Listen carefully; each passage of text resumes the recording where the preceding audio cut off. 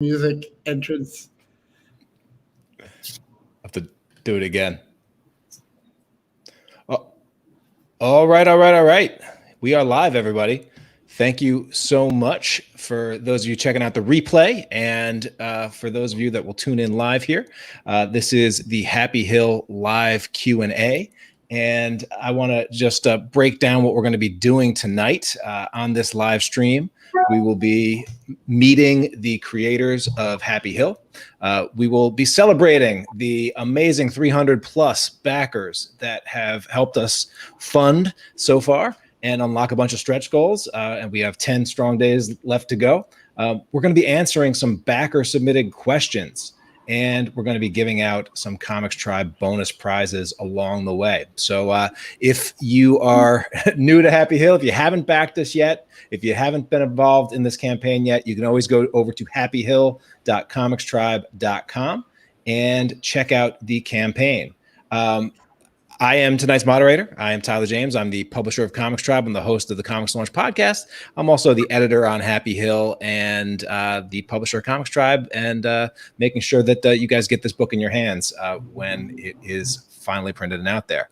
Joining me is the man of the hour, Mr. Joel Mulvey, coming to us from vacation. He's the illustrator and comic book and storyboard artist. He's the artist on Wailing Blade. He's the writer of Scam and Mummy's Always Right. Welcome, Joe. How you doing? Fantastic. Excited. And awesome. Great. Glad to have you here with us. We're also joined by Rich Douek. Rich is a comic book writer and award-winning copywriter, and he's the writer-creator of Wailing Blade. He's also done books such as Road of Bones and Sea of Sorrows with Alex Cormack for IDW. He recently did an issue of Superman, Red and Blue for DC. He did the book Gutter Magic, which is what I first knew him from, and it's exciting to have Rich here with us tonight as well. How you doing, Rich? I'm doing great. Thanks. All right. Yeah. So the plan for today is you guys are going to get to know a lot more about Happy Hill and about these creators that we have with us here today. What I want to do before we dive in and answer all of your questions, though, is I want to make sure that anyone that's unaware of what the deal is with Happy Hill just gets a little bit of a teaser, a little bit of a taste for the project that we have going on right now on Kickstarter. And so I'm going to just run a little, this only runs about 30 seconds, but it's a short trailer for Happy Hill to set the context for us here. Welcome to Happy Hill, the weekend resort where you can leave all your troubles behind forever. Happy Hill is a supernatural vacation thriller comic book series about the deadly consequences of the pursuit of happiness. When a young girl goes missing at the Happy Hill Resort, all its sinister secrets will finally come to light. The hills are alive with the sound of screaming.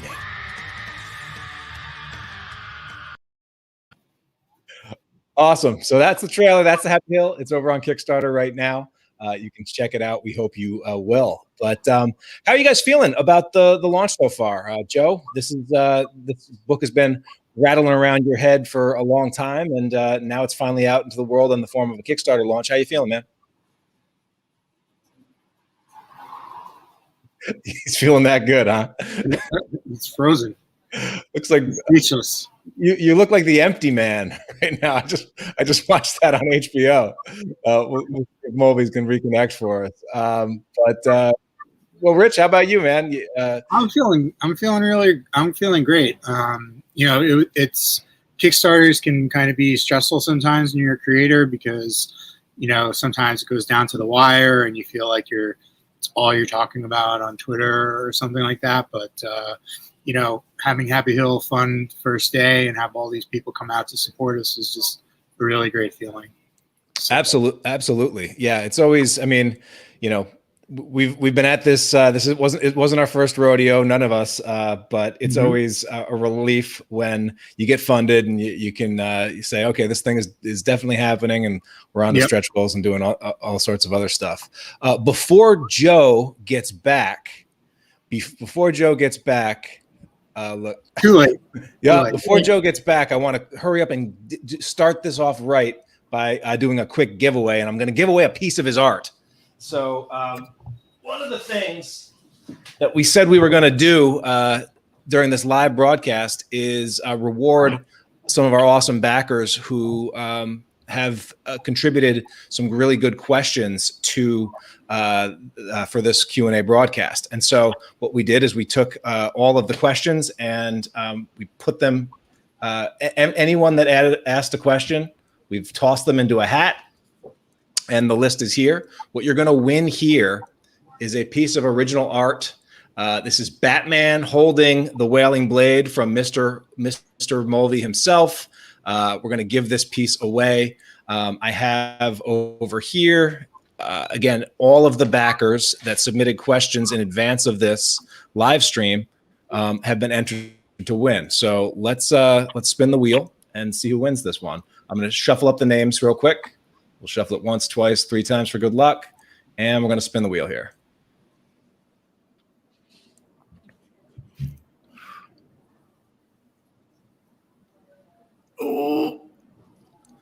Ooh, that was a close one. Sean Rucker. Hey, so Sean Rucker takes this one. Sean's a big ComixTribe fan for a long time, I believe, and so it's always good to put art in the hands of people that are gonna appreciate it. So Sean is our first winner, Joe. I didn't give you a chance to check in with you on how you're feeling about the launch so far. Awesome. I feel really good. I feel like every time I look at it, just more and more and more and more people and more people checking into the wacky world of Happy Hill. So it's awesome. Yeah. And I do want to also say, if you are watching this live, we will also enter your name into the future draws. If you ask a question in the chat, we need to make sure that we can actually see your name and get you entered. So if you ask a good question in the chat, we will get you entered on that list as well. But what we're going to do now is we're going to dive into the questions. So I hope you guys are ready. The audience brought the heat with our questions here. And so we're going to start. I did a little bit of organization here. And so the first round of questions are going to be related to just getting to know a little bit more about Happy Hill, what people want to know about the new series. So that's where we're going to get things started here. So first up, Tara said, I really love the storytelling elements of Happy Hill. And she wants to know, like, how did this, or she loved the storytelling elements and the description of the series. She's looking forward to diving in. How did that all come together for you creatively? And so, for this, in putting together our marketing materials, there's a lot of inspiration, a lot of like stuff that this is kind of evoking tones of. But Joe, how did this sort of come together, blending all of this stuff?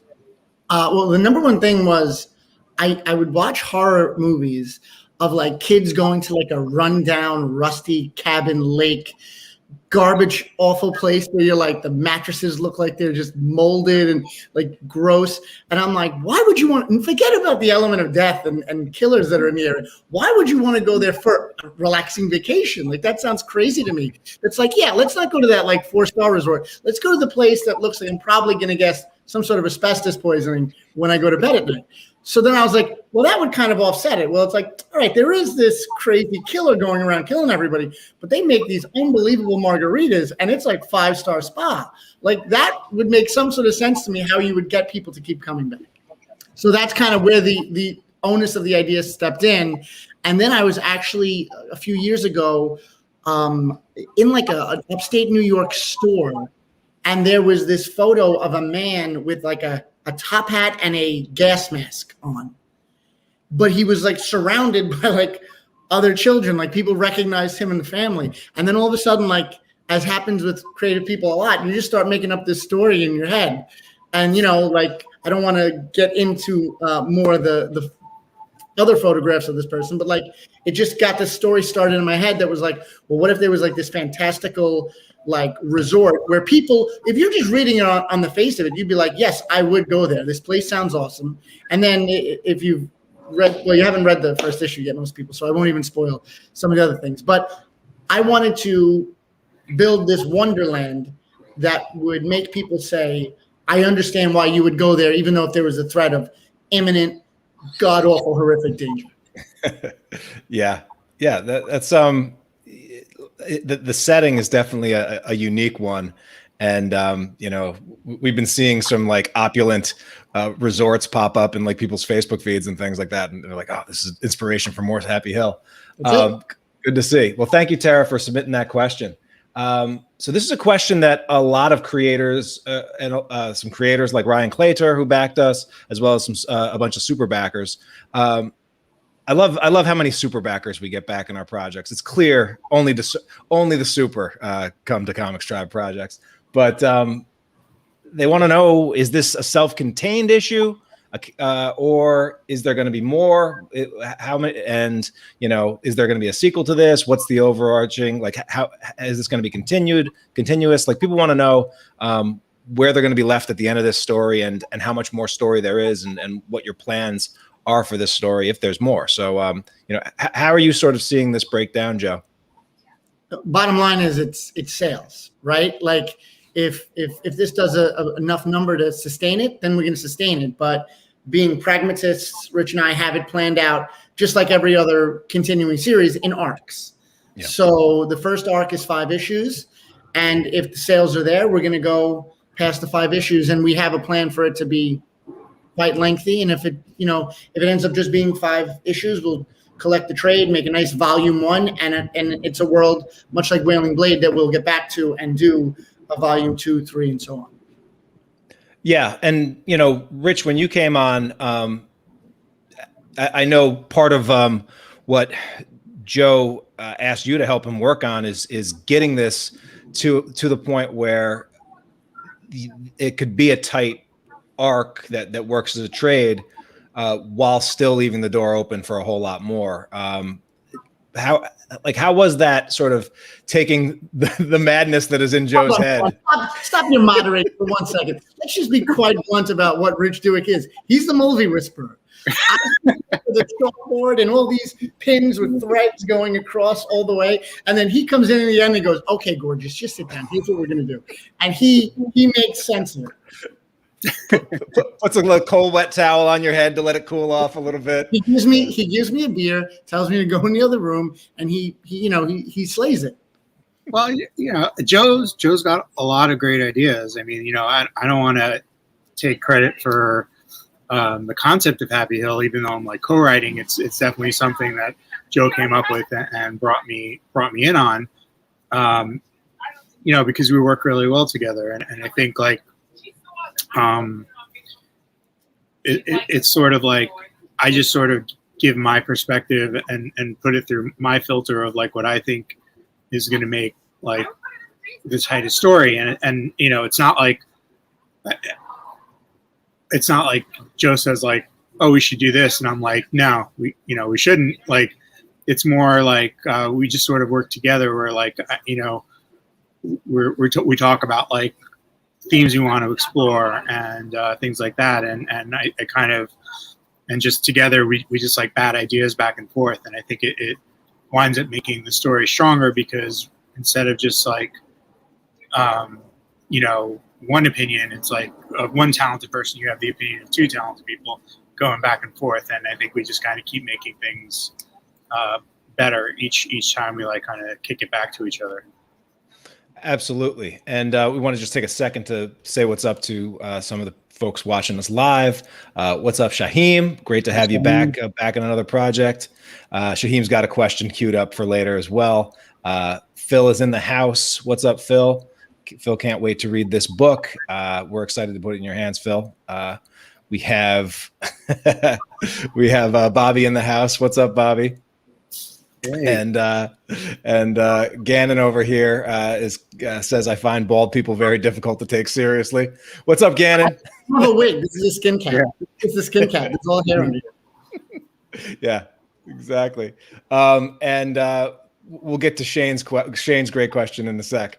But I wanted to just say that also, much like Sync, originally the Sync book, was planned out to be 4 issues. John bumped it back up to 5 based on the support over on Kickstarter back when that first launched, and the success of that series in the direct market and beyond, and then back on Kickstarter again, helped extend that to we've done 10 issues, have plenty of more that will be coming out soon. So we're hoping that Happy Hill sort of follows suit with that as well. Yeah, I've read ahead, sync a little bit, and good stuff coming. So. Oh yeah. We'll who tease. Who does that again? Don Pease. What's Don the right Pease, name? John Lees. John Lees. Don And Pease. That's right. Schmormack. Alan Schmormack. The artist. I don't even know that guy's name. I don't know either. Yeah, I don't know him. He did a cover for Happy Hill, but He did, and I remember the money came. Who back. didn't? Yeah, the money came back because the Alan Schmormack was in Virginia. Was not. I don't know what we got wrong, but whatever. Got that cover for free. Thank you. Nice. Lyra Cohen says to Rich, what's the theme behind this story? And how are you choosing themes when you start writing your stories? And Joe, not a question, but your inks look so goddamn beautiful. It's very flattering. Thank you. And I take the time. But yeah, I'm curious, Rich, one of the things that you really tried to work with Joe on is really honing in on, the themes for this. And I know sometimes when I'm working on a project, sometimes it can be pretty hard. Like unless you come into it straight with a theme that you're trying to hit, sometimes you can get lost in the weeds. But how were you able to, and what are like the major themes that you found that are going to run through this book and this series? I think theme's kind of a tricky thing because, stories mean different things to different people. And, I might say the theme is one thing, but you reading it might get something completely different out of it. But I think it's really useful as a writer to think of themes because it kind of gives you like your compass to like go by, like when you're kind of wondering like what they call like the true north or whatever in business speak. It's almost like if you're writing and you kind of get lost in the weeds and you're not really sure how to finish a scene or you're not really sure how to proceed, you can always go back to like what theme you're trying to get across and get a little direction. Like ideally every scene, every issue, whatever supports that theme and builds towards it. And I think for Happy Hill, there's like a few that are going on, but the main one that kind of jumped out to me, which is like, what is the acceptable price for happiness? Like how far would you go to be happy? How important is happiness to you? What would you give up for it? What would you sacrifice for it? And why? Like is that a good thing? Like if you would do maybe some less than savory things to be happy, is that worth it? So for me, I think that's kind of what jumped forward in my mind, and I think that's what I think that's one thing that like we're really kind of dive into here. Nice. Yeah. Thanks for the question and the compliment, Lyre. Guillermo Sanchez says, any chance Happy Hill takes place in the same universe as Sync? And if not, or any other ComixTribe books? And if not, any plans for a shared universe? Can I answer this one? Yeah, go ahead, Joe. Yeah, so if Guillermo, if you've ever played the game Clue, it's a big board game where it's like you're trying to solve a mystery of who killed who. But in the corners of the board, and I'm only saying this because my 7-year-old is obsessed with playing Clue right now, so I play it way more than I probably should. But I'm also getting very good at it. Enough that I could beat a 7-year-old, but I still let her win. And when you play the game, the corner rooms have this little thing that says, hey, this room the conservatory secretly connects to the kitchen. So I'll just say those openings, just like in the board game Clue, are also open in the ComixTribe universe between Sync and Happy Hill. Yeah.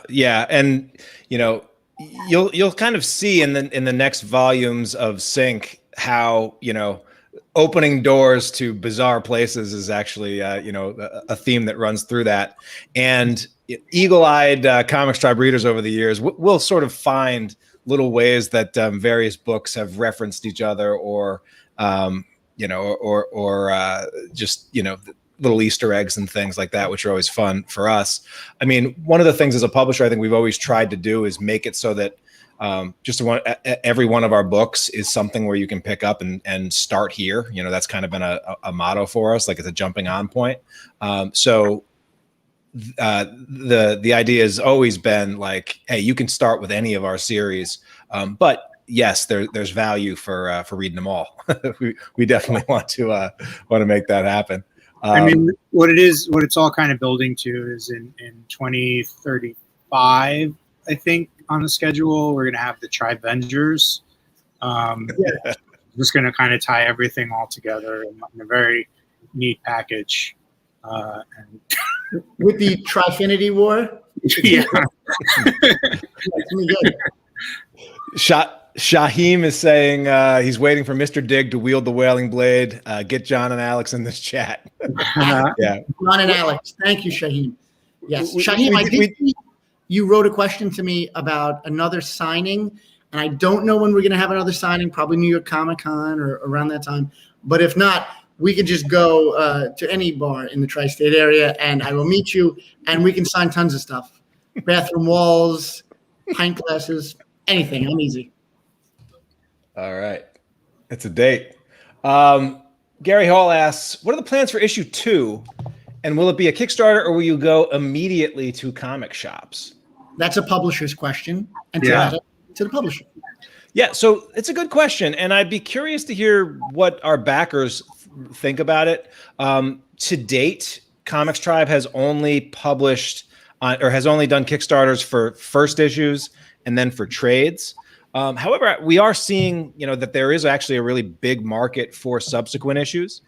We're also seeing that there are some creators that choose to, for subsequent issues, fund a couple issues at a time, so that it's sort of like meet it in the middle. So there's a lot of options on the table. We're going to get this launch behind us and get the direct market schedule queued up. The good news is Joe is like pounding through issue number 3 on art, so ahead of the game, and so when this book comes, we want it to come out once it gets in your hands. We don't want you to wait in a long time for the follow up. And so issue 2 is colored; it looks great, and on the lettering soon. So we want this thing to get rocking and rolling in follow up.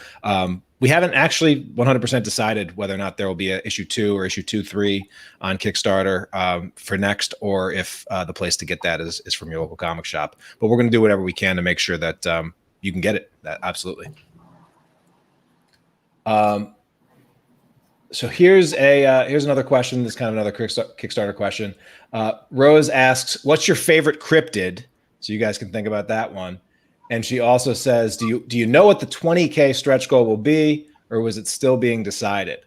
So while you guys are thinking of your favorite cryptid, I'll answer the 20K stretch goal thing.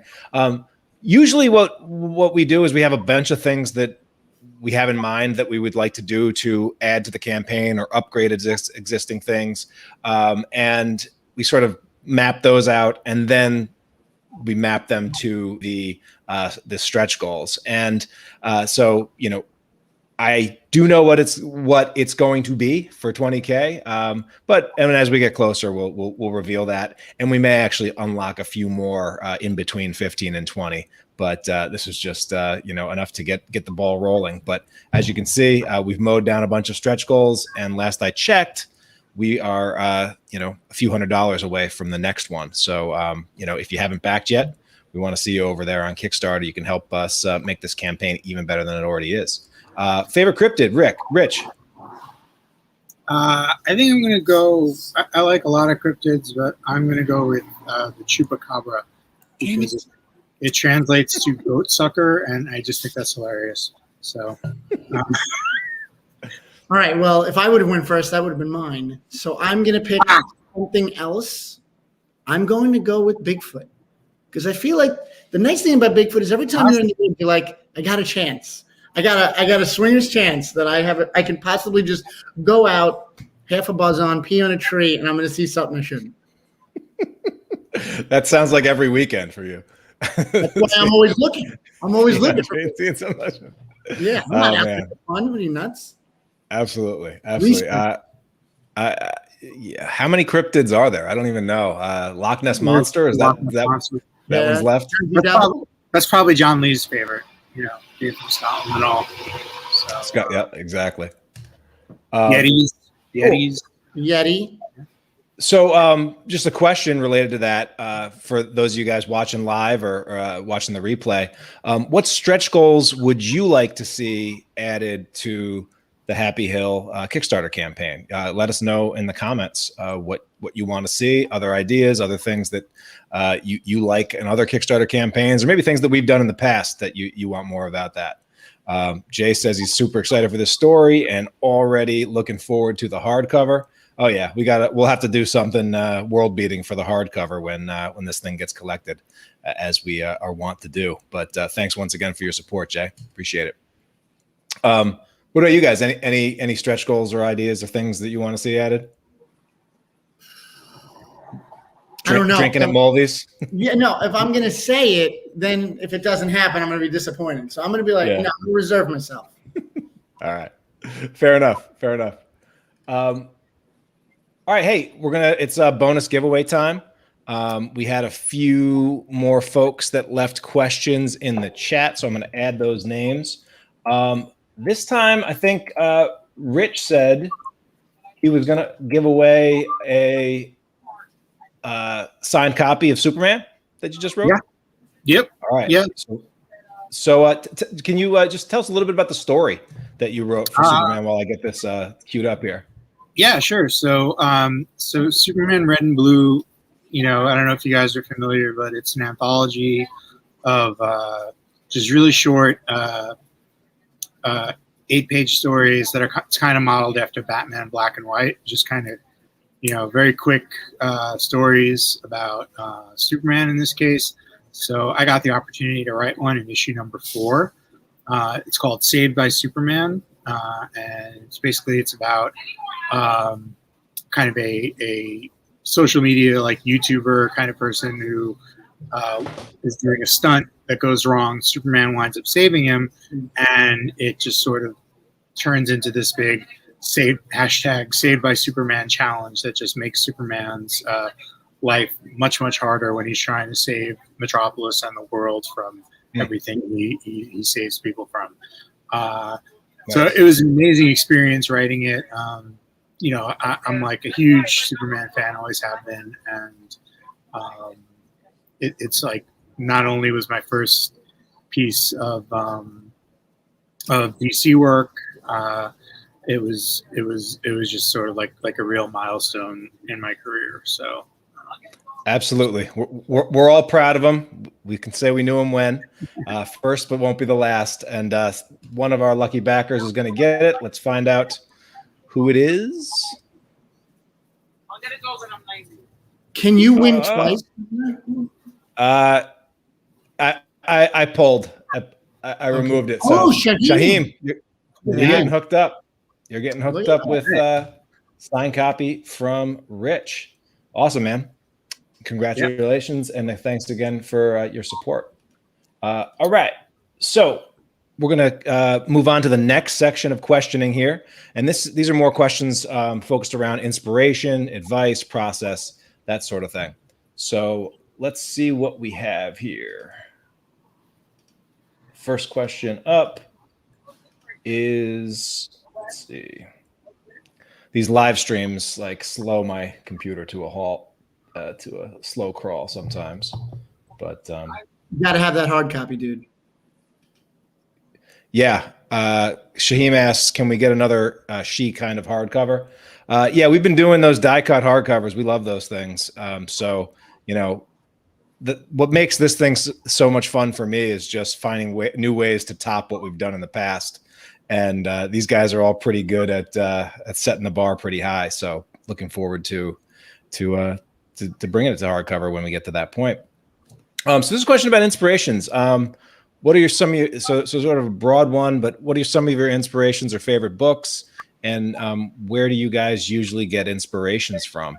Joe, you want to start, and then we'll see what Rich has to say on this. Like some of my favorite books, like that's a very wide berth of stuff. I'll stick to comics because we're making a comic. But like if I start going into novels and art type books and stuff like that, it'll be all different.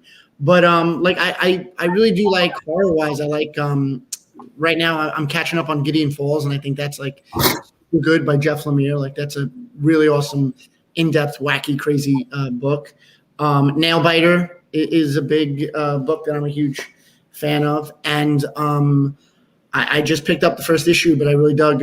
What is it? Nice House on a Lake or House on a Lake or Nice House on the Lake, yeah, Nice House on a Lake. I thought that was like a really cool idea.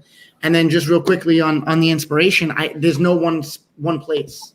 There's just you get it from anything. You get it from like sitting in traffic and sitting next to someone and like seeing them like scream and cry at the same time, and then it just pops an idea in your head. It's just kind of, I don't know, man. Like you're walking somewhere and you see something. Like I said, I was in an antique shop and I saw a picture of someone holding their kids with a gas mask and a top hat, and all of a sudden, boom, it just sets off these ideas. So I think, you just leave yourself open to wacky, crazy stuff all over the place. Like, you're bound to kind of like mold it into something.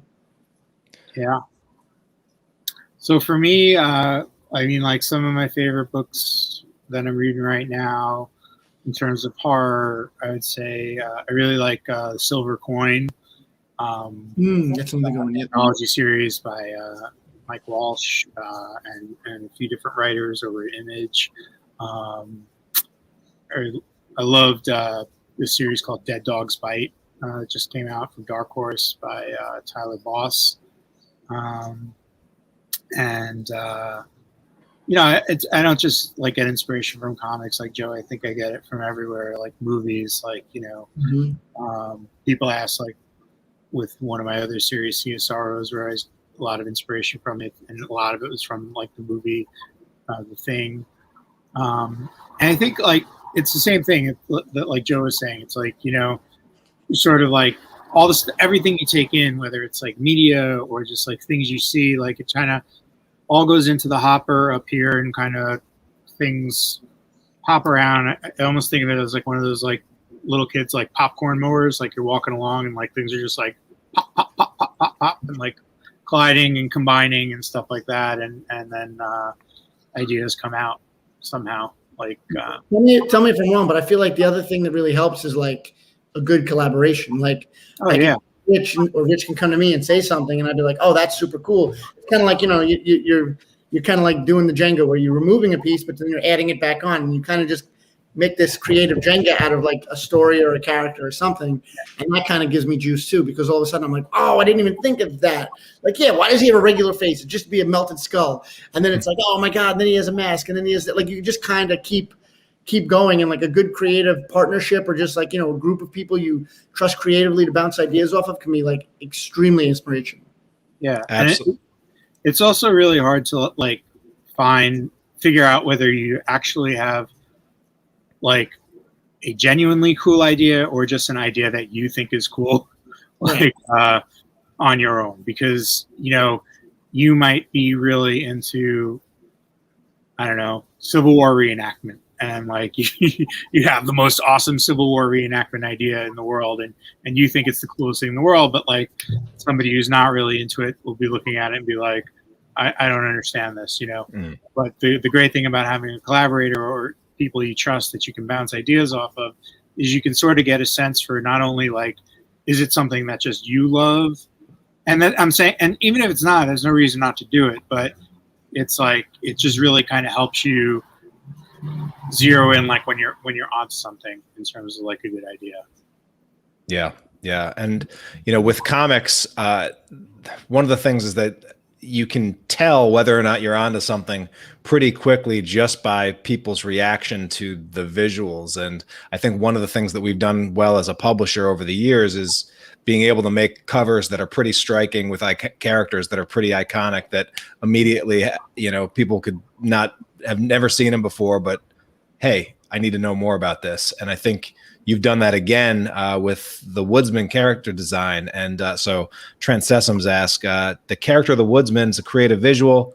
Can you describe the process for conceptualizing such a visually striking character? So you talked about sort of seeing that picture of the gas mask, but how did you go about bringing the rest of the character to life? And without, of course, we don't want to spoil, because the visuals go a little bit deeper as you go deeper into the series with what's under the mask and things like that. So backers are going to enjoy seeing that. But what do you have to say on that, Joe? So the mask itself was from that photo, even though I kind of tweaked the mask and gave it like these side gaskets for breathing and all that stuff. But then, like I had said in the photo, there was a top hat. Because when you're going to wear a gas mask, you want to look your finest. And the top hat to me was cool. But then I had seen like the Babadook, and the Babadook wears a hat. And I was just like, all right, I want to do something. It's going to look like a Babadook ripoff or whatever. And then I was at my in-laws' house or somewhere where they're surrounded by woods, and you could see deers coming down they have a path. They're up in the country, and there's deers coming down this little path. But it was like late at night, and all of a sudden, all I saw were antlers coming out. And I'm like, man, no one ever looks at like a deer. Like, that's some scary ass shit that all of a sudden, like, just these pointy, wrangly bones just start coming out from behind a tree.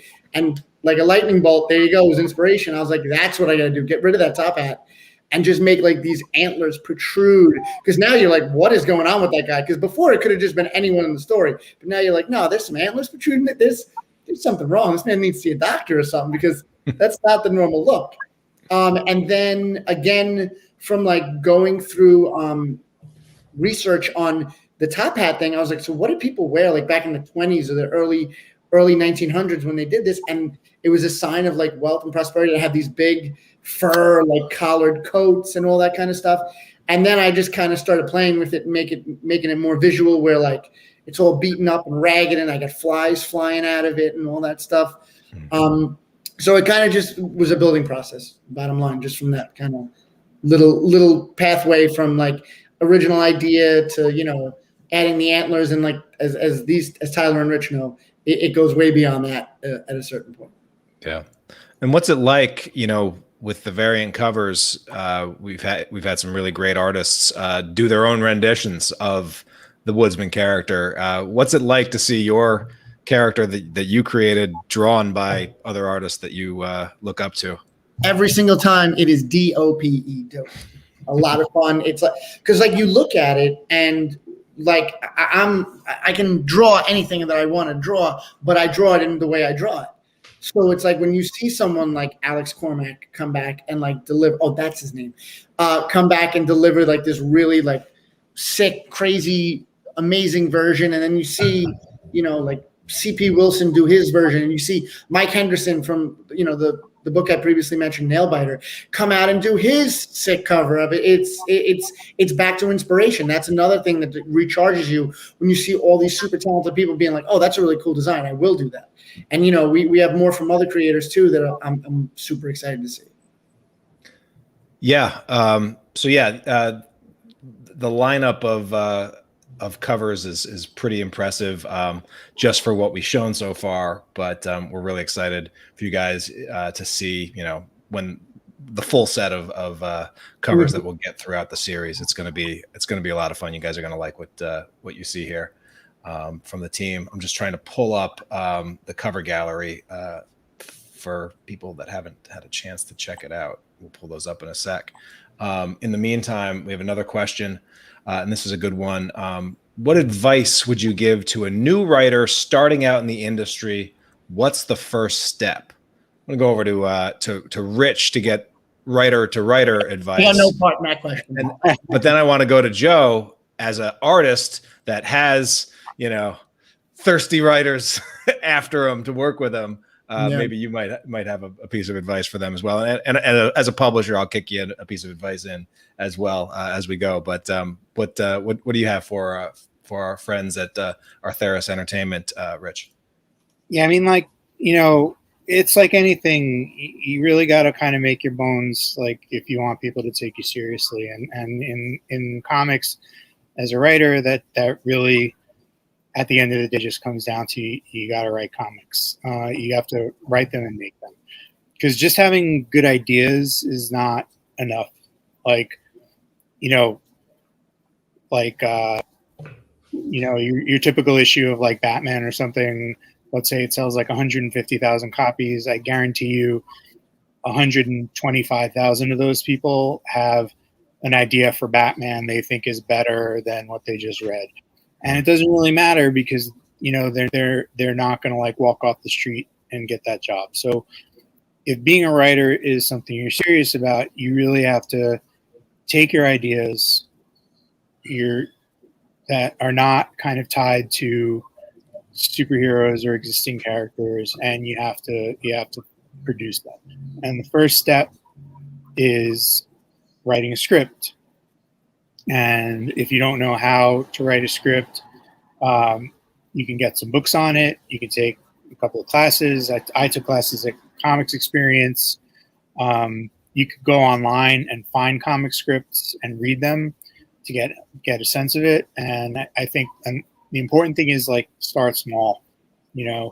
Start with like a 5 to 10 page story for a couple of reasons. One is you're still kind of like finding your feet, and if you have this kind of big epic story that you're dying to tell, if it means a lot to you to tell it, you want to tell it right, and you do not want to kind of make the rookie mistakes that you're going to make on your first couple of scripts on your baby. So find some other things you could do that are going to let you get those chops and let you develop those skills. And then once you got those firmly under your feet, then start attacking that dream project of yours. And the other reason why starting small is good is because comics cost money to make. Like, if you're going to make it on your own, or you're going to work with a publisher or whatever it is, you want to pay your collaborators a fair rate. And you're talking about an artist, you're talking about most likely a colorist, a letterer, and if you're getting that money together yourself, whether it's on Kickstarter or out of your own pocket, it's a lot easier to raise the money to do a 5-page story or an 8-page story than it is to do a 20-page story or a 100-page story or whatever. So it's about kind of like breaking your big goals down into smaller, achievable goals that are going to get you, like, the goal is to just have finished work. Because when you have finished work, then you have something to show people that's going to get you more finished work. Like, I got that Superman story, and it's not like it happened overnight. I've been doing comics for about 10 years. And the editor that gave me that story, his name's Jamie Rich. He's no longer at DC, but I had been working on trying to do something with Jamie Rich for about, I would say, like 6 or 7 years from the first thing I showed him. Because when I first met him, he was the editor-in-chief at Vertigo, and I wanted to get a Vertigo book going. So I was pitching him original ideas. Didn't happen, which is fine. But I just kept sending him stuff that I did. If I did a short story, I would send it. If I did a series, I would send it. I sent him Gutter Magic. I sent him Wailing Blade. Sent him Road of Bones. And, he didn't always read everything right away because he's a super busy guy, but he did read everything, and he did like it. So if I had just been sending him like, hey, I got a Superman idea. Hey, I got a Superman idea. He wouldn't have given me the time of day because he didn't know if I could do it. And he wouldn't know if I could really follow through with what I was promising him. So you kind of got to look at these smaller projects as the building blocks that are going to get you your bigger projects down the road. And it might mean not doing exactly like your dream project that you've been envisioning since you were, a teenager, but you just kind of have to look at it as like you're going to be putting that off until you're at a point where you can do it right. you know, it's much easier to give yourself the slack to kind of stumble around and find your way on smaller stuff, on stuff that you're not as emotionally invested in, stuff that you have like a little bit of like distance from. And I just think that's like the smartest way to start out is, you know, get your idea down, figure out how to write a script, write it, find an artist, get them to illustrate it. You could do it on your own. You could look for anthologies. There's a ton of anthologies on Kickstarter. Some of them even, like, if you look at the people who are doing them, even if it's too late for you to submit to that anthology, the people that put these together, if they do a volume 1, there's a good chance they're going to do volume 2 or volume 3. And you get in touch with them and say, hey, I really, really love volume 1. I have an idea for a story. So when you're doing the next one, I'd love to submit it to you. And that's just kind of how you do it. Just like brick by brick. And before you know it, you're going to have a body of work that's going to be good for you. Yeah. Joe. I just have a question about that. Would you also not say that having maybe someone to show the work to and get genuine feedback is also a good idea? Because I feel like a lot of times. Oh yeah. I mean, don't get me wrong. You need confidence in an entertainment medium to believe that your story is so special. It needs to get out there. And especially if you're starting out, to go up to an artist and say, I want you to spend, X amount of time bringing this to life. But like, I think that you have to be real honest about your skill set to a certain point. Like, I'll even show stuff to people I know, like Rich or like other artists, and they'll be like, that's sick, that's great, that's awesome, or that figure is wrong, it's wonky, it's out of perspective, it's this and that. And like, you gotta have a thick skin to know that not everything you do is going to be, it's going to be great. You're going to have to build something that you think is amazing and then completely knock it down and then build it back up, because you're going to learn. And don't take it as like, I'm not good. Just take it as I'm learning, and give yourself a little bit of a break when it comes to, those little pitfalls and little stumbles. Yeah, exactly. And like, just from the perspective of a writer coming to an artist, like, if I were to come to you and say like, Joe, I have this amazing idea. Okay. And it was like, you don't know me. I have this amazing idea for like a 10 volume epic superhero story. And, I know your page rate is like, a couple $100 a page, and I can't really afford to pay you, but I think it's going to be like the big thing. It's like, that means like, if you were going to say yes to that, you would have to have kind of like total faith in me. If I come to you and I say, hey man, I have this idea for a short story. It's 8 pages long. I can pay you X amount. It's a much easier thing for you to say yes to as an artist, because it's like, if you like it, you can fit it into your schedule, you're going to get paid. Right. Then it's just like, do you like it or do you not? Do you want to work on it or do you not? It's not like asking you to like, go for months investing your time in an idea that may or may not go somewhere. So it's a much easier way to kind of, as a writer, build the relationships you're going to need to work on those longer things, look, if you're independently wealthy, or, you made like a couple $1 million in Bitcoin or something, yeah, go for it. Just go, just throw money at people and get all those artists you want. But if you're like me and you're working a day job and just, every comic you do is based on what you can kind of scrape together, then yeah, it's like, it makes a lot of sense to just sort of like do some shorter things to start with. Yeah, and one of the things that Rich did that I thought was so brilliant when he got rolling with his first series is that he actually wrote shorts in a universe and for a series that he knew he had a bigger story to tell, but he didn't want to try to start with even a full-size issue, a full-length issue, to be the first foray into that world. I've done this with some of my things that I've done before, where it's like, all right, got this idea, really excited about it, think it might have legs. Well, let me see if I can tell 5 pages that are interesting enough for people to want to read those. Because one thing I've always found, like, if you can't be interesting in a short, you're not going to be able to be interesting in a long. And so, embrace constraints early on.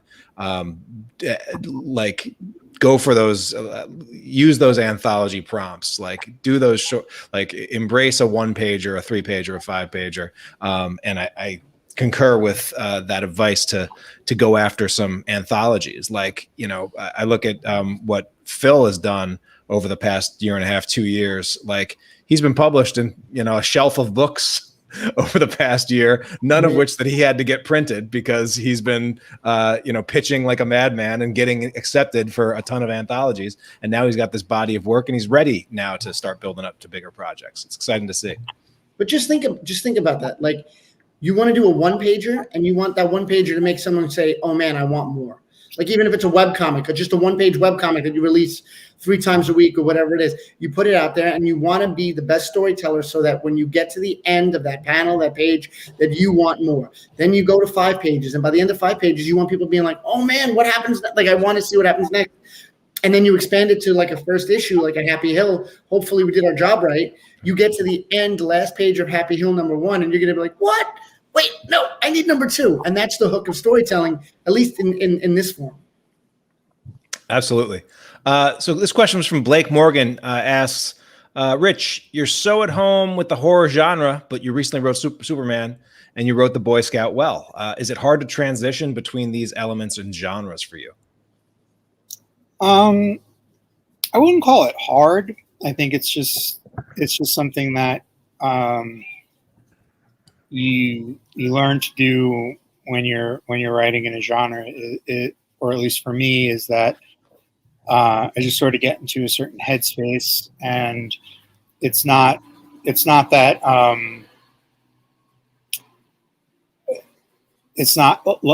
I don't think there's anything about horror that like locks me into like I must only think of horror. You know, it's like, I mean, when I was approaching the Superman story, I think one of the advantages I had is that the way Red and Blue is set up is the stories are not supposed to be in continuity. So I didn't really have to worry about, you know, whether Lex Luthor was in jail or dead, or whether, you know, Brainiac was a robot or had green skin or whatever it is. I could really just sort of do my pure take on Superman and what I love about Superman.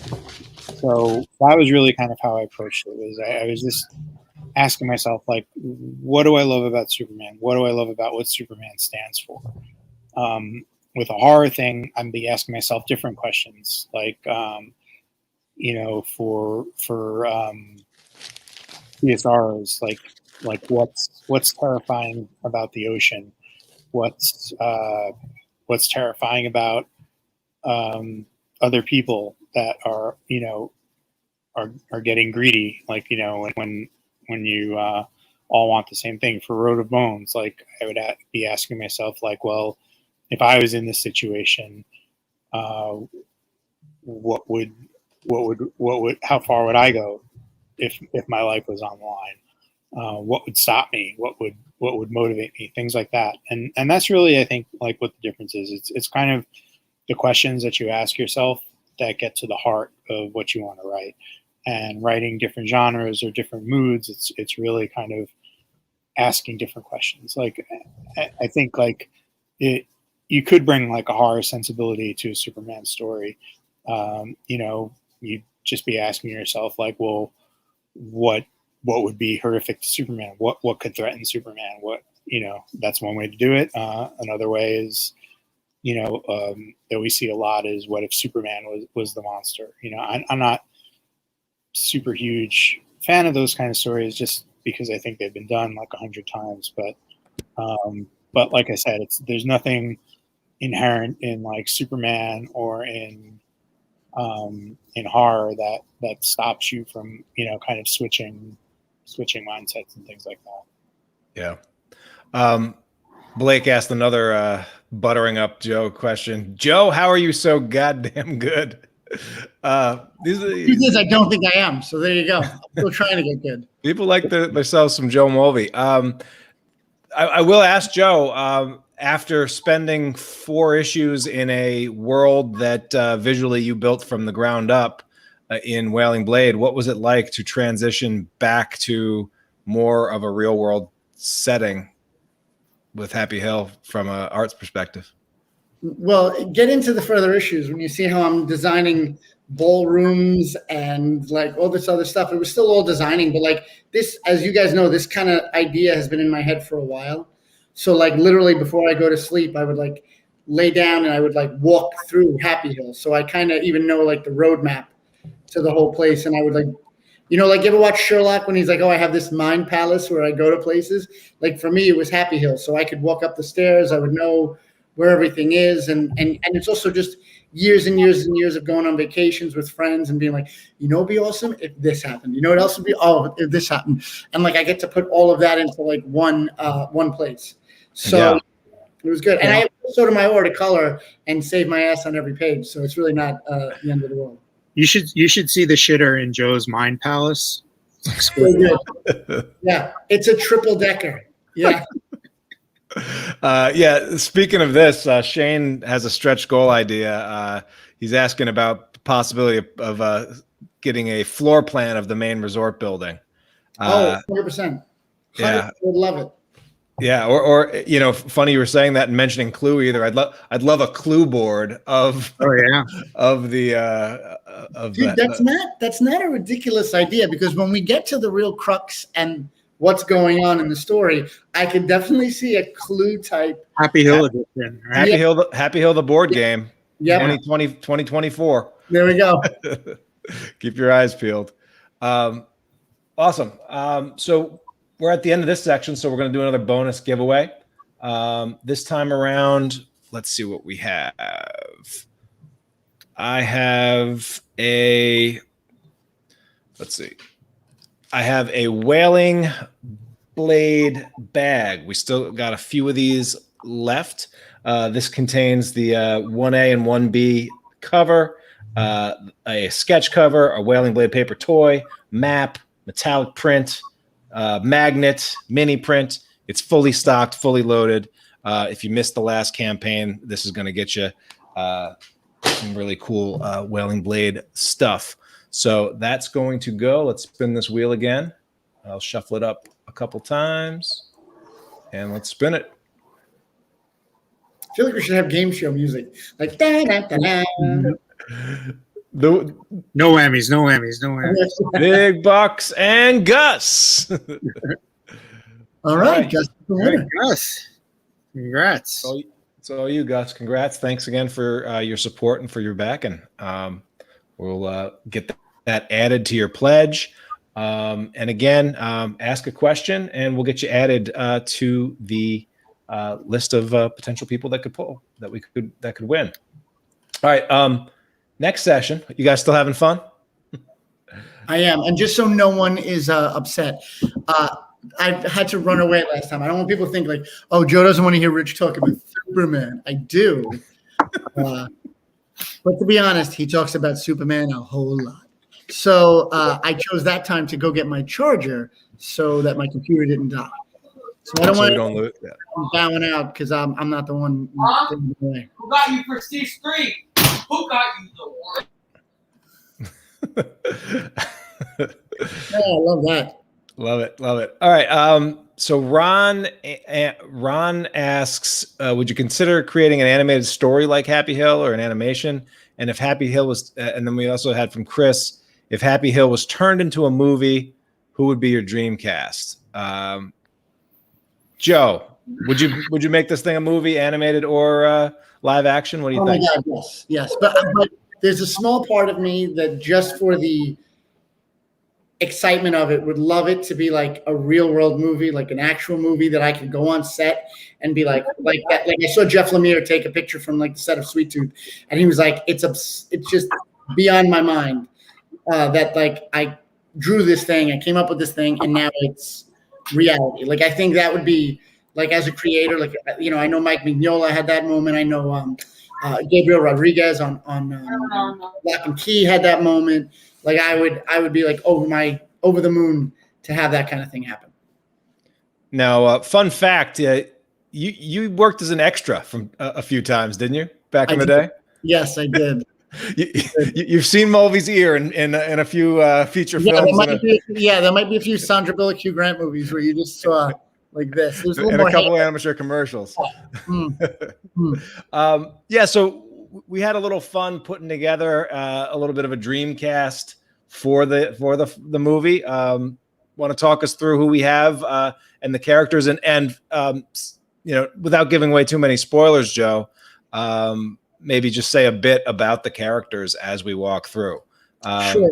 So do you want to start with Eudora? Yeah. Okay, so Eudora Hill is the manager, owner, operator of Happy Hill. She's the main boss on the site. She is devout in what Happy Hill does. It guarantees to all its guests absolute total happiness for your stay or your money back, and you pay a lot of money to go there. And in my head, I had this like stern yet gorgeous looking woman who, would win you over.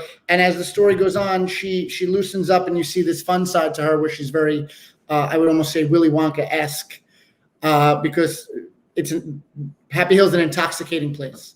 To be there is to really, really be in this blissful, completely almost autonomous zone of just like, you get to work on yourself and take care of yourself and think of others, but have a great time. And that's what Eudora Hill embodies in the story. And I thought Charlize Theron, like, to me, that's who it was.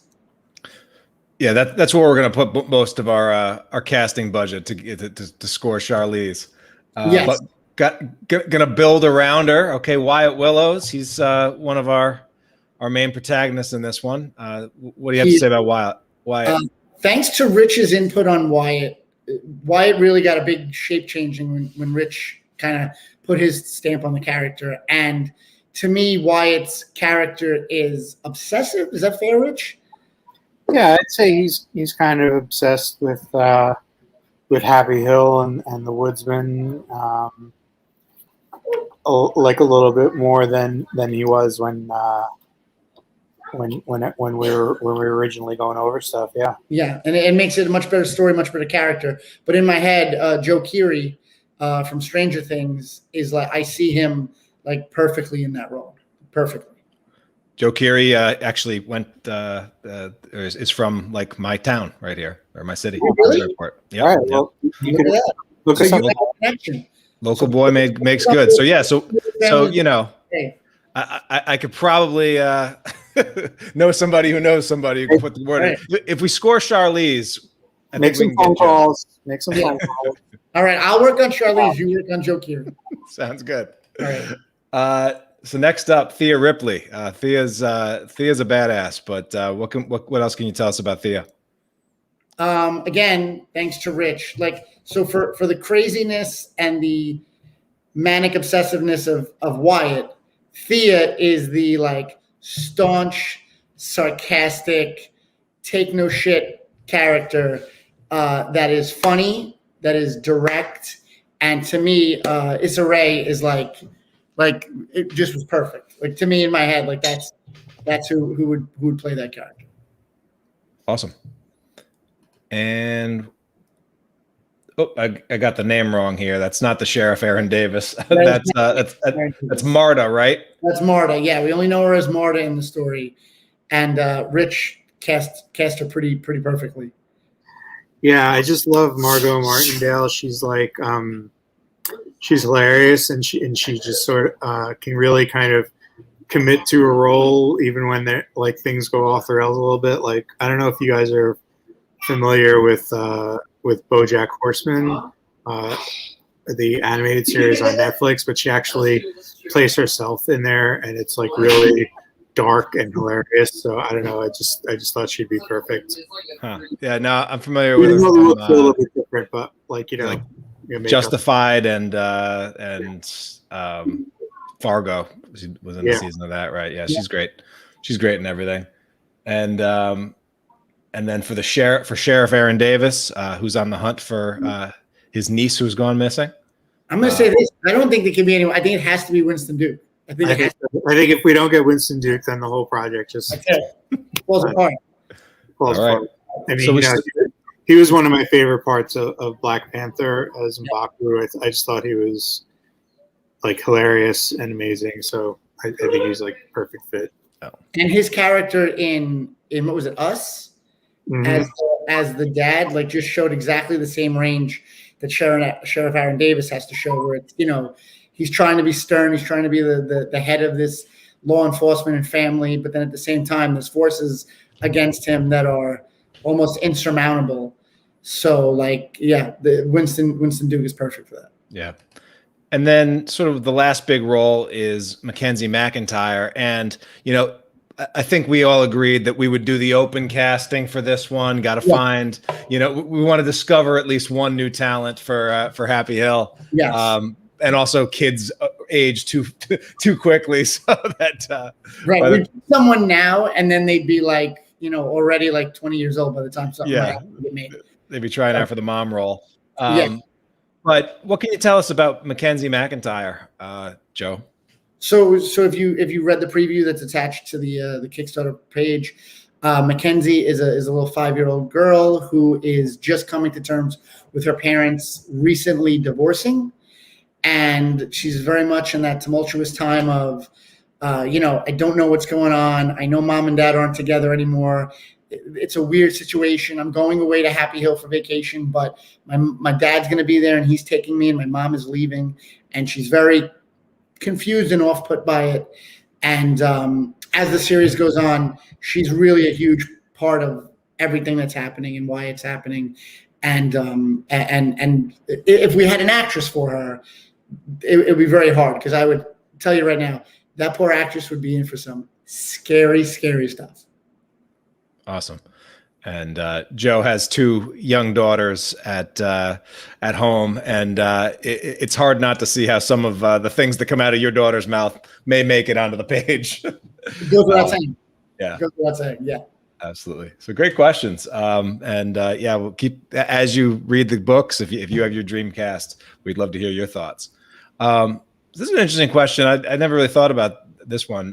Patrick asks, if you had to pick one comic series that you guys have created to be remade into a live action TV series, what would you select? Would it be a movie, TV show, or even it could be a movie, TV show, or radio drama? So besides Happy Hill, like, what's one thing that you guys have worked on that? Is this a ComixTribe question, or is this a?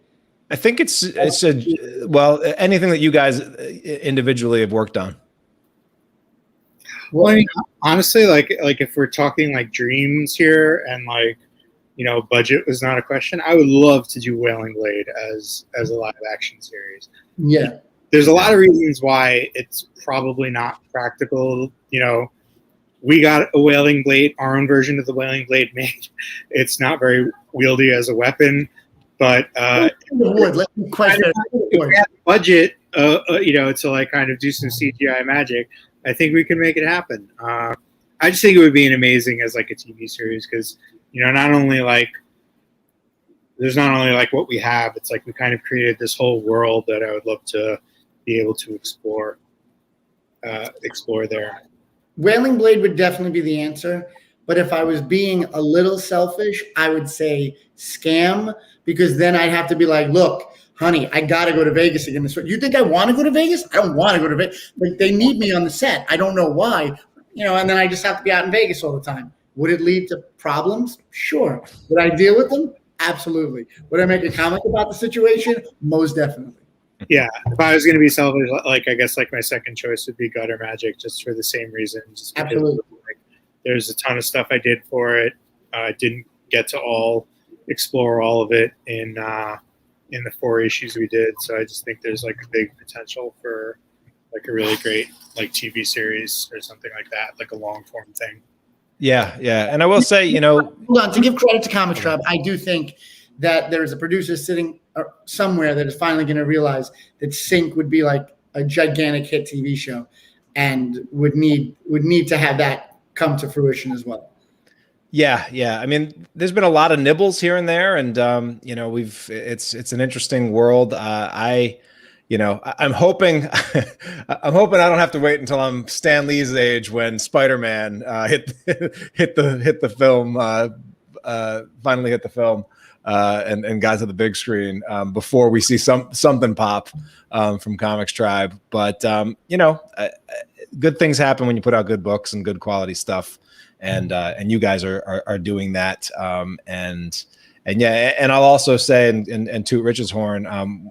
Before Road of Bones even was an IDW comic series or even a comic, I really enjoyed reading the screenplay version of that. And so, I would be hopeful that someday we see a version of that on my big screen. Good question, Patrick. Thanks. Let's see what we have next up. Oh, and would also love to hear.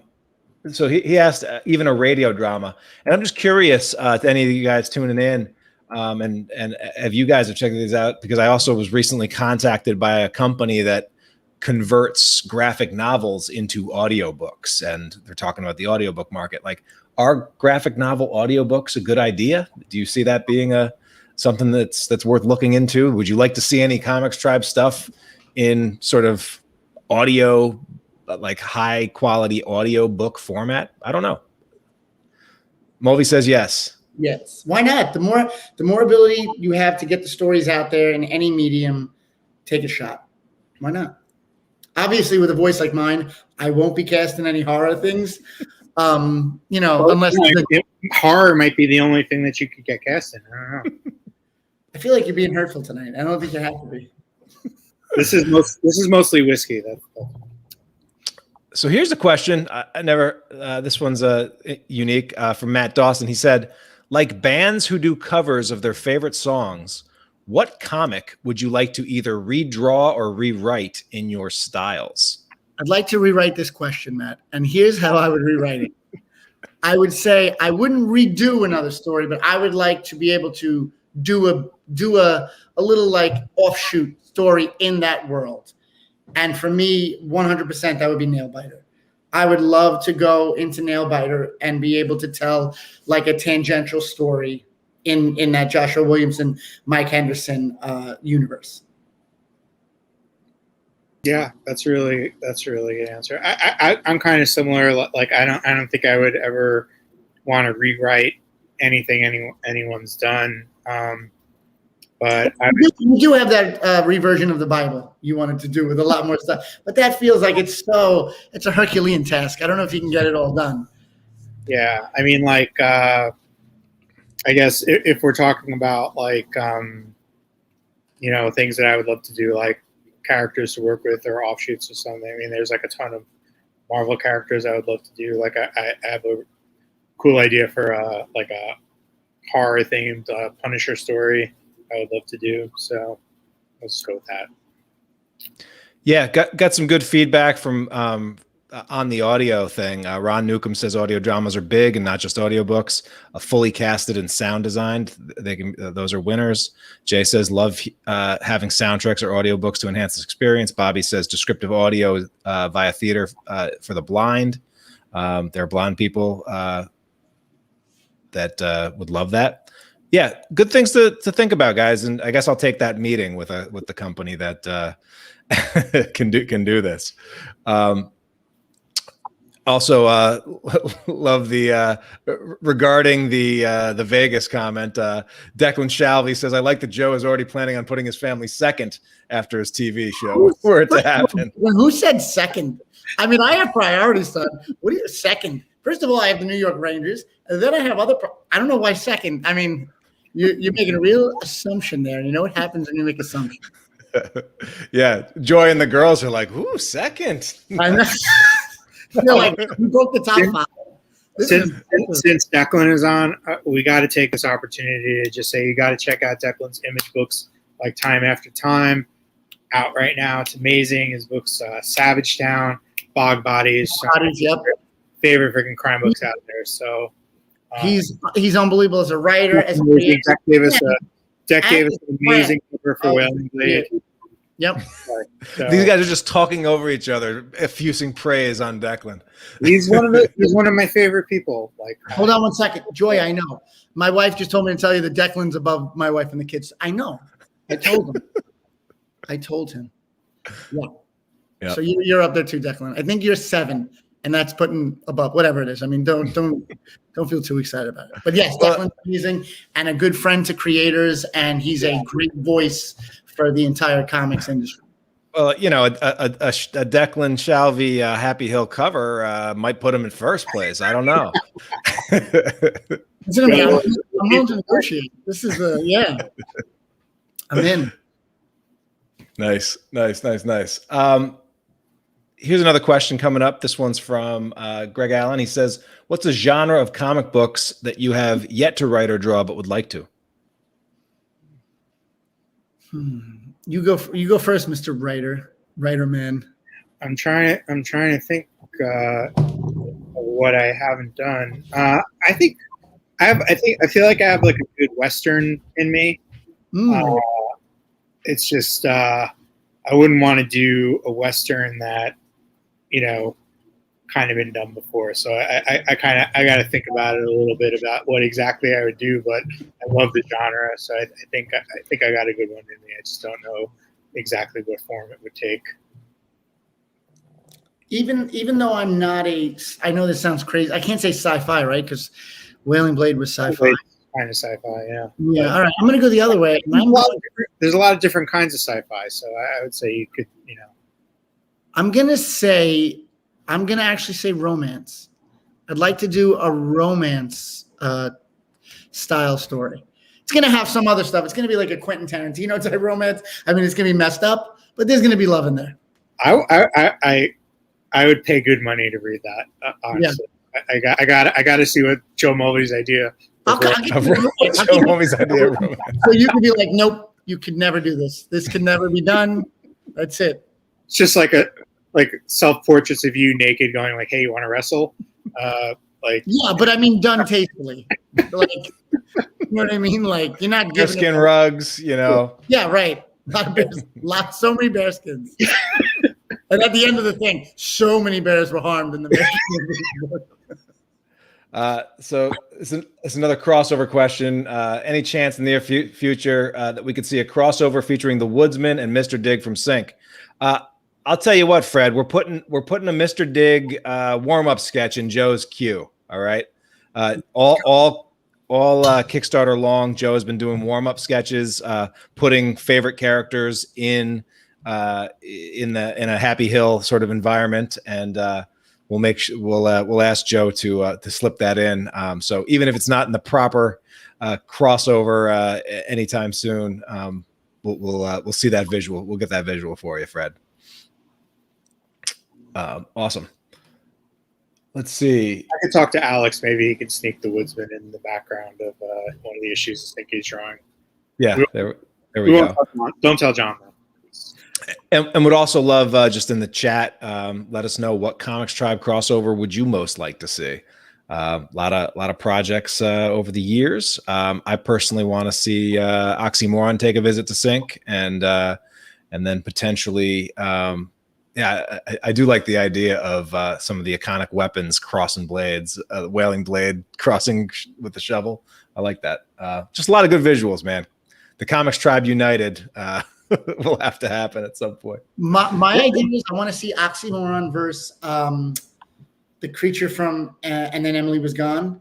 Oh, right. Bonnie Shaw. Bonnie Shaw, yes. That's what I want to see. I think we got to get the crew from Scam to time travel and steal the Wailing Blade. It's genius. It's genius idea. Yeah. You know what? Then when that becomes the movie, we're on two different sets. We're in Scotland for there, we're in Vegas for there. And then we're going, why Vegas? You know what? Let's go to Ireland. Let's pick up our friend Declan. Now we're going to Monaco. Now we're seeing different places. There you go. And it's all a tax write-off, all that travel. Yep. That's it. It's all research. Larcon says, I really hope that in the future there'd be an ink-only edition of Happy Hill. Chris has done a great job with the colors, but I would also love to see an edition where I could bask in the marvelous inked Mulvey art. Plus, black and white pairs really nice and really well with horror. So yeah, we did a black and white ink edition for Wailing Blade. That was a creator's edition. If that's something that you'd like to see for Happy Hill, we will definitely keep that in mind. I really enjoyed putting together that book and as like a real process piece it included not just Joe's inks, but side by side with Rich's script, which I think is always an interesting way to experience a comic. So I don't know, thoughts, Joe? Do your inks do they feel naked without the tender embrace of Chris Sotomayor's colors? Or 100%. I feel like Chris makes every page like sing. But I mean, there is a little bit of pride that goes into all the lines and all the work and all the storytelling of just the black and white pages. So I liked checking out that Wailing Blade, creator's cut or whatever you want to say. So I would definitely be open to seeing it. Nice. Antonio wants to know, when is the next Wailing Blade? Well, I'm in the process right now of cloning myself. So if this one lives, then maybe we got a good chance. I mean, you got two hands, Joe. I know, it's true. And supposedly I should start drawing with my feet, like animals. But it's all schedule and time. But we do have a plan for the next installment of Wailing Blade. So I would say soon-ish. Like in the hardcover, we put in a little bonus couple of pages in there that might give you a little idea of the direction we're planning to take the story. I think it's, like Joe said, it's mostly like scheduling and seeing when both of us are going to be able to kind of fit it in. But it's something we definitely want to keep doing, and hopefully it'll be sooner rather than later. Awesome. How about this one from Justin J? Are there any older ComixTribe books that you would like to revisit and give your take on? Epic, and then it was gone. Oxymoron, and then says, thanks for all the comic world. You're all such a solid team over there. I'll just say, back when the pandemic broke, or shortly after, I just threw out in a ComixTribe DM channel. I'm like, all right, the title is Oxymoron, social distance or social distancing, right? And what's the storyline? And within like seconds, Rich is like, bam, here's the storyline, and some people pinged around it, so it's always great to see just ideas from the group on where they would go with different characters. I would 100% do Oxymoron Year One. I feel like that's a very interesting, fun time to see how he develops into his twisted nature self. Yeah. Bobby also asks, speaking of Scam, any plans to revisit that world in the Mulveyverse? I'm going to have to do research, Bobby, and that's the God's honest truth, because since Scam was made, obviously we all know Vegas has changed. It changes every, I think, 3.5 hours dramatically. So you've got to get over there as much as possible. So I'm going to check with my family and, God willing, get out there to do the research, like really get your hands dirty and get if you were going to go to Atlantic City, though, like I'm actually like on the way, like for you. Like you would have to come by me, so you might be able to just pick me up, and we could just go down. That's true. So you're saying we're going to say that the crew from Scam is down on their luck. They're not living in Vegas anymore. I mean, change of venue. Yeah. Right. So I guess we figured out what the $20,000 stretch goal will be. Oh my God! Yes, yeah, that's it. It unlocks all of this. Yeah. We got some diehard ComixTribe heads here. Says Jay Burns says, will we ever see older characters make a comeback? Would love to see a story based on the corpse. John Lees has kicking around like a one-shot or a draft of a corpse #1. You know what we're doing? I think we're waiting for John to get that big DC run where everything he touches turns to gold, and then we'll re-release everything that John's ever done for us, and maybe include a corpse in there. No, seriously though, like I would love to see John, like John has done so much in horror and everything like that. I actually would love to see John jump back in and do like a superhero story along the lines of the Standard again. Hopefully he'll have the chance with Marvel or DC very soon, but I, even in his own stuff, and because he did create a great world with the Standard, so definitely interested to see more of that. It's popped in my head recently how great a John Lee's written Booster Gold and Blue Beetle series would be. Like, I feel like that would just be like right in the realm of like just insane enough to like let him run wild with it, but also have like some really cool, like super grounded like character moments. Yeah. So we talked about how many books are planning for this series. The initial arc is going to run about 5 issues. Some of the issues may be a little bit longer than your standard issue or your standard comic, but that'll cover the first arc, and it will tell a compelling story. There's a big mythology towards Happy Hill, so we can take it far beyond that if sales are there, the interest is there, and it does well in the direct market as well. But Gus was also asking, hints on upcoming projects. I know Joe will be focused on Happy Hill for the near future. Yep. Rich has a bunch of projects in mind. I'm not sure what you can speak to, Rich, but I will just say from ComixTribe, we've got some cool stuff coming down the pipe. The next big release after Happy Hill is a Dig, which is a Sync tale that is going to bridge the gap between Sync Volume 2 and Volume 3, which will follow next. Can't spoil any of this stuff, but all the next 7 issues of Sync are all written by John and are in the queue for Alex Cormack. I know Rich has read ahead on Sync. I've had the chance to read them all, and all the groundwork that John has laid over the first 10 issues and throughout the series, by the end or by end of volume, into the next couple of volumes, you're going to start to see how everything is really tied together and truly telling one big story. Even though the story has sort of built its reputation on each issue being standalone, that still will be the case for the most part. But there is a bigger story that John is telling, and to see how the worlds come together for all of these disparate characters that you've been following is going to be a lot of fun. So we have that. Yeah. We also have a project that we announced with Ryan K. Lindsay, which will be another, just like original graphic novel. We'll do something amazing for the hardcover. And then we have another project with a creator that a lot of you guys probably know and like his work that we haven't announced yet, but something else new coming down the pipe as well.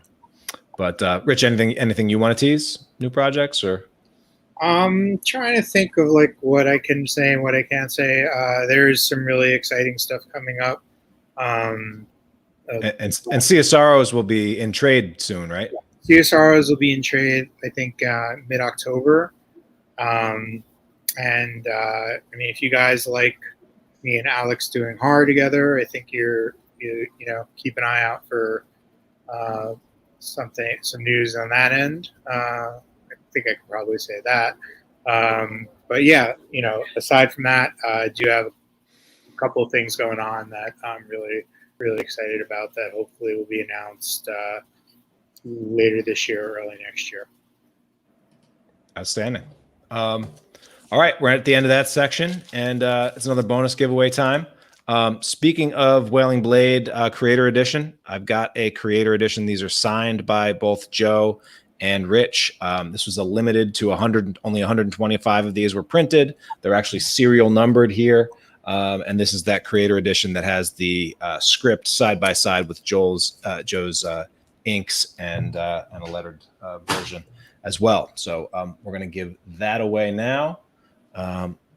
Let me go over to the Wheel of Names here. We'll remove Gus, who won the last one, and shuffle it up a couple times. And here we go. Do do do do.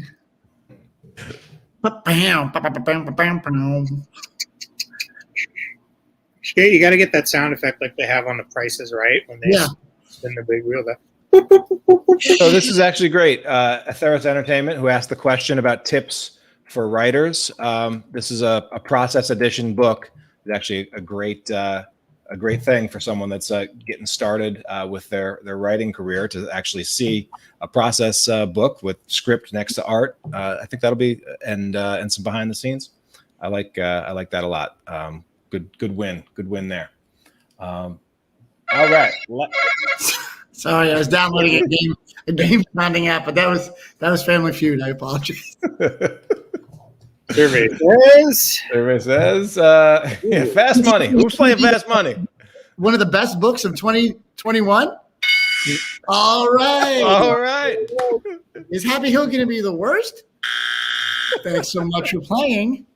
I love it. For the steal, we have the Douek family. All right. So last section is grab bag. Kind of some random questions here.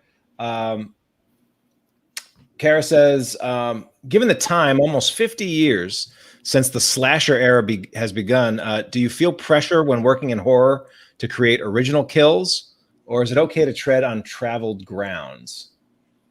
I'll say, to me, I think that's part of the fun, is like you leaving the book, leaving the movie, leaving the television show and being like, holy shit, did you see the way that guy got it? Like, I think, like, just in comics, I'm sure there's a bunch of them, but I remember like Jason Chiramella and Zach Howard did a book called The Cape at IDW.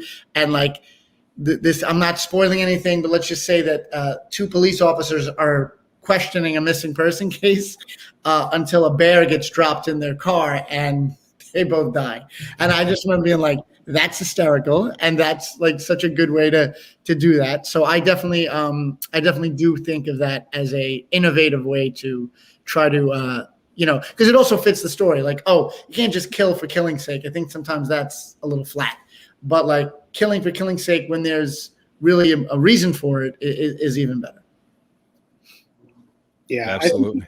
I think you kind of like, you want to kind of thread the needle. It's like, because it's like you want to do stuff that's like unique and feels fresh and stuff, but it's like, the most important thing is that it all kind of like makes sense for the story. Like, I think with Happy Hill, we have a pretty awesome way of the way the Woodsman takes care of business.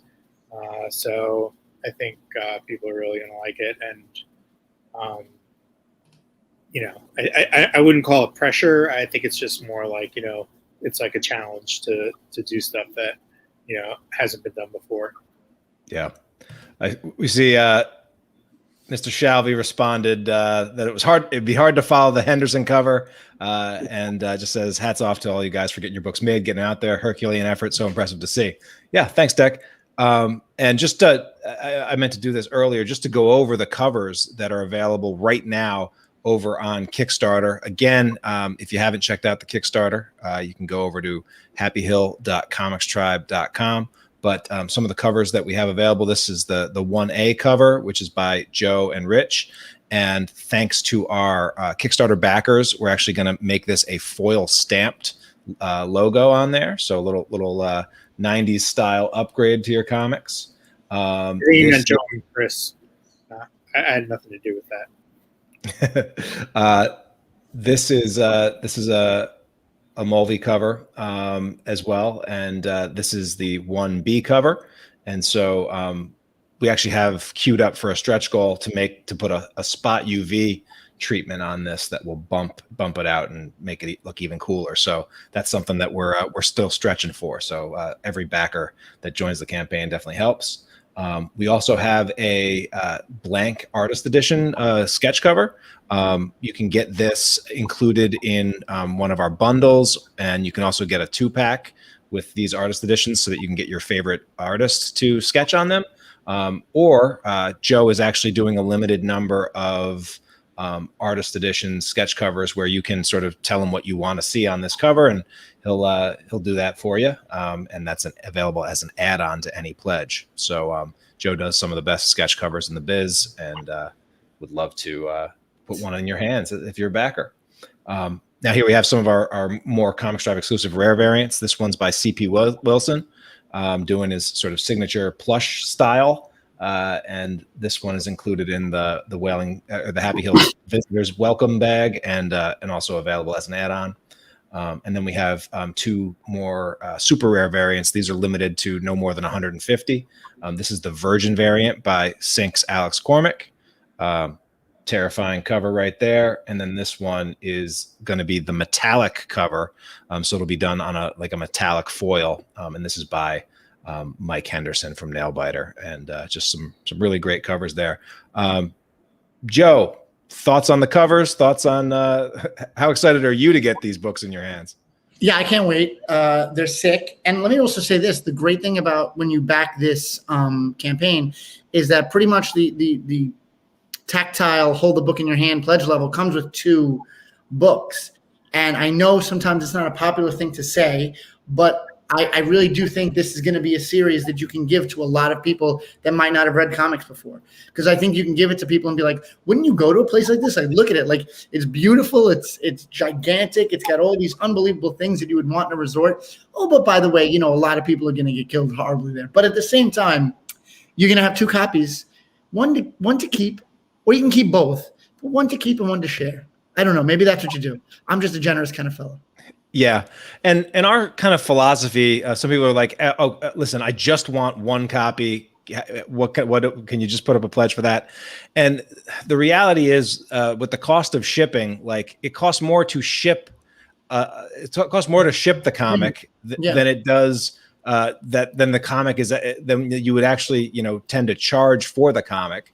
And so, like, it just makes sense, but to ship 2 comics is actually basically the same price.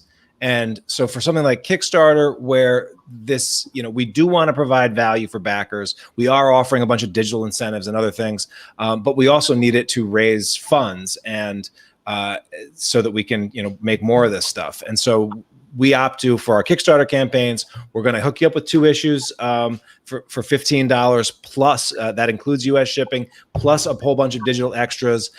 We've already there's an indie comics bundle that we're putting together and for bonuses. So we try to make these value packed. And $15 is the minimum to get a physical product from us. Again, you know, the post office takes about 1/3 of that. So we just wanted to give you a little bit of something extra rather than doing what a lot of campaigns do, where they charge $15 or $20 for 1 book, right? And so we do try to add value. But if that's still too rich for your blood, well, we hope you'll check it out in the direct market when it comes out. But our Kickstarter backers will, you know, be a part of making this thing happen, and they will also get access to both of these covers. And you know, last time some of these our last series, you know, they sold out. The issue 1 sold out. And so backing on Kickstarter is one way that you can make sure that you get both covers, and you'll get them a little bit in advance of everybody else in the direct market. So that's why we do it. But we appreciate you supporting us any way that you can. If that's digital, we've got a great digital package for you as well. All right, cool. Just a few more questions to go now. I want to do this one, which is on the minds of, I'm sure, a lot of our audience. And this is waffles or pancakes? And I also question of the night. And I also want the audience to chime in on this. Let's see where this comes down. Waffles. Let me just say this right now. I find we're in a divided time in the world right now, and you want to divide even more by making people choose their breakfast and or dinner treat, because I believe both of these things completely acceptable for a dinner. Now, I will say this, and this is the only way I will say it, because I believe I want to unite the world right now. I want to unite everybody together. Everyone has the right to their own opinion. But if you did not say waffles, you're so wrong. Like, it's waffles. 1,000 times waffles. Yeah, I got to agree with Joe there. I mean, you really can't beat, like, filling up each individual cell of the waffle with, like, maple syrup. You know, it's just magic. Now, let me just say one thing. I just read in the comments, Ford Studios threw in a little curveball of saying crepes. Ooh. I like a good crepe. But a crepe is going to get my vote every day of the week, because I could put away 14 crepes to just 1 waffle. So a crepe is always going to get it. But it's not in this. You got to follow the rules. I know you think you're above them sometimes, Forge, but you got to follow the rules. It's waffles or pancakes. I mean, I'm not going to turn my nose up at pancakes by any means. But if you were like, we're gonna put you on a desert island with like a machine that can only make one thing, waffles or pancakes, I'm gonna go for the waffles. I'm gonna make a companion, but at the same time, if I could get, let's just say you go to a buffet. You go to a buffet. You're online. You literally have a choice: to the left, waffles; to the right, pancakes. I know where I'm going. That's all I'm going to say. That's it. I mean, you wouldn't go out for like chicken and pancakes. It's like you're going for chicken and waffles. So hungry right now. This just turned at the right time. Yeah. Is there a Denny's? Yeah, no. I have a waffle maker. I have a Mickey Mouse waffle maker, and I have a boat waffle maker. What's a boat waffle maker, you want to ask? Follow me on my own channel, because I'm making videos right after this. I mean, like, I don't want to start like a regional war here, but like then like kind of begs the question, like IHOP or Waffle House. Can I tell you something right now? No. I was very lucky. I was raised by a family who made breakfast all the time. I rarely went to either. And the time I went to IHOP, like maybe twice in my whole life, the food was okay. The coffee was god awful, so I couldn't go there. But we're not getting into Joe, Rich, and Tyler's food corner. That's going to be the $20,000 goal. Is that if you we will start doing food recap show. Yeah. Like how much to make waffles for backers? Let's we may have to add a new pledge. No, we're going to go to Mulvey's Waffle Barn. I'm going to open it up outside any comic shop that has our books, and it'll be great. That would be a good signing. I don't maybe who knows? Maybe we got to write some waffles into Happy Hill just so that can be a. I feel like we missed the big opportunity with Whaling Blade. We could have had like a knife made like the Whaling Blade, so we could have cut the waffles. Like it was a real good idea. Yeah. And so my last I think the last question that I had queued up was Shaheem's question about when are you guys doing another signing in New York in NYC? You guys will be at New York Comic Con, correct? Together at the same table, serving waffles if they let us. However, if they don't let us, we will still be serving waffles, but really, really quietly about it. Yeah, so hopefully, if you can make the New York show, you can get some books signed. There is a pledge level that you can get all of your Happy Hill stuff signed by these fine gentlemen as well. So even if you're not ready to get back into the convention circuit, still doing a little impromptu social distancing, happy to get these books signed as a Kickstarter pledge as well. All right, so that's it for questions. We're gonna do one last giveaway over on the Wheel of Names. This time around, I have a oxymoron minifig with a knife that's included, and then the super shiny metallic, the Red 10 #1 edition. So a nice little collectible and comic here. And this is our ComixTribe bonus here. So let's spin that wheel and see who gets what.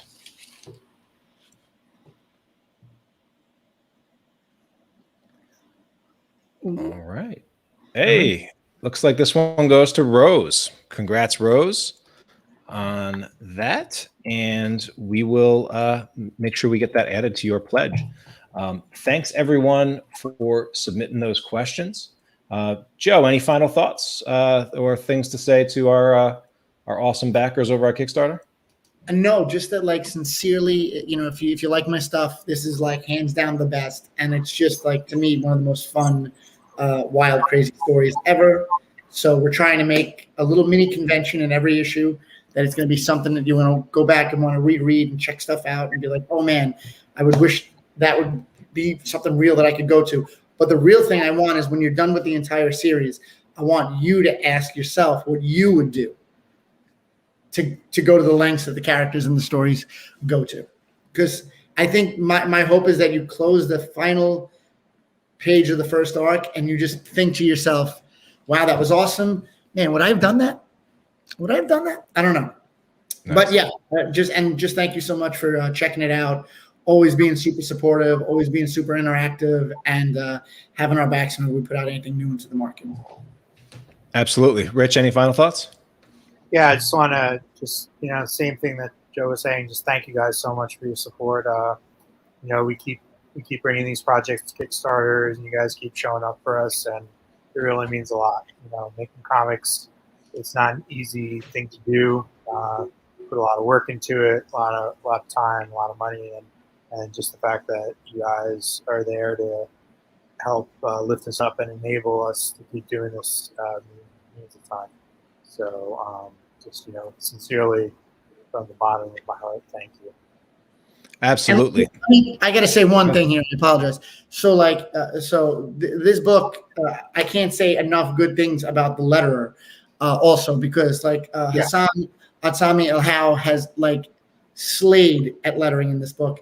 He did so many innovative, cool, unique things to this book that it's to me it's just unbelievable. It makes the entire presentation that much better. It envelops you in the world of Happy Hill that much better. And as I've been saying, through the show, that colorist Christopher Sotomayor is out of this world. He makes every single thing I do better. And then the actual Happy Hill design, when you see the lettering on the cover, was done by the biggest letterer in the world, Duran Bennett, who's helped me out from Scam all the way up till today, and from Ann World Design, and he's added his flair to it and touch to it. So this book is just made by super passionate, super talented people, and me. So pick up that first issue, and I hope you'll check it out and back it. And thank you guys. Absolutely. And if you haven't backed yet, next backer will hit lucky 350. So definitely tell your friends, tell your enemies to back Happy Hill on Kickstarter. You're going to have until 8/7/21. So that'll be a week from Saturday to get in, about 10 days to go. happyhill.comixtribe.com. Thank you so much for. If you do not back this, you will be haunted by a sound in your inner ear as you sleep, and you will say, should I have gotten that book? Why didn't I do it? That is the sound you will hear over and over. You want to hear this in your sleep. That's the sound you want to hear. Good night, and with everyone. that, ladies and gentlemen, good night.